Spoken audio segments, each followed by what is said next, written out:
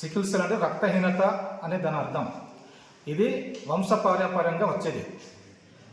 ఇప్పుడు ఒక candidate sickle cell case పైనట్టు అయిందనుకో, వాళ్ళ ఇంట్లో వాళ్ళకి అందరికీ టెస్ట్ చేయాలి. టెస్ట్ చేసిన తర్వాత దీనికి నివారణ ఎలాగైతే సికిల్ సెల్ ఎనిమియాతో బాధపడుతున్న వాళ్ళకి తరచుగా పచ్చకామెలు కానీ ఇతరత్ర జబ్బులు కానీ తరచుగా వచ్చిపోవడం అవుతుంటుంది. కంటిన్యూగా వాళ్ళకి రకరకాల జబ్బులు ఎంటర్ అవుతుంది.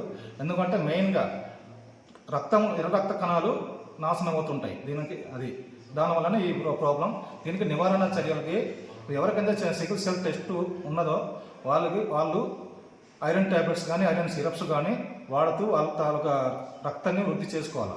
రక్తహీనత చిన్న పిల్లలకు గర్భిణీ స్త్రీలకు వస్తుందని అంటుంటారు, ఇది నిజమేనా?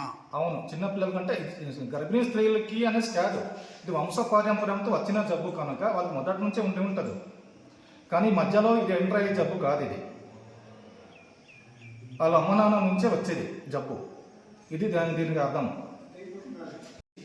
జాతీయ స్థాయిలో నిర్వహించే సికిల్ సెల్ టెస్ట్ ఇది మనకు యాక్చువల్గా మెయిన్ ప్రధానంగా మన ఏజెన్సీలోనే ఎక్కువ శాతం సికిల్ సెల్ ఎనీమియాతో బాధపడుతున్నట్టు గవర్నమెంట్ గుర్తించి ప్రస్తుతానికి ఏజెన్సీలోనే ఇది నిర్వహిస్తున్నాం.